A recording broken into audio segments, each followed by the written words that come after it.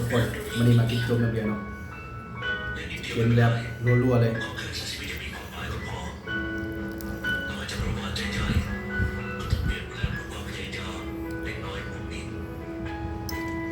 กินสินเนาะจักรวาลกว้างใหญ่ไพศาลจนพวกเราดูเล็กนิดเดียวเล็กนิดเดียวไม่เป็นไร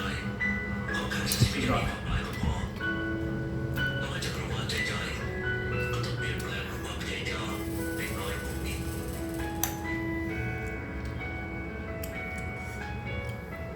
จักรวาลกว้างใหญ่ไพศาลจนพวกเราดูเล็กนิดเดียวเล็กนิดเดียวไม่เป็นไรขอแค่ชีวิตยังมีความหมายก็พอต่อให้จักรวาลใหญ่ๆก็ต้องเปลี่ยนแปลงความพยายามเล็กน้อยพวกนี้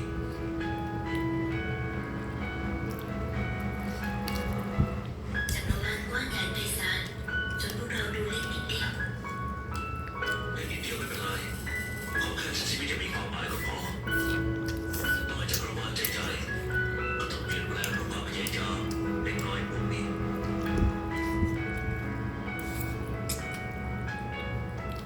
จักรวาลกว้างใหญ่ไพศาลจนพวกเราดูเล็กนิดเดียวเล็กนิดเดียวไม่เป็นไรขอแค่ชีวิตยังมีความหมายก็พอ แล้ว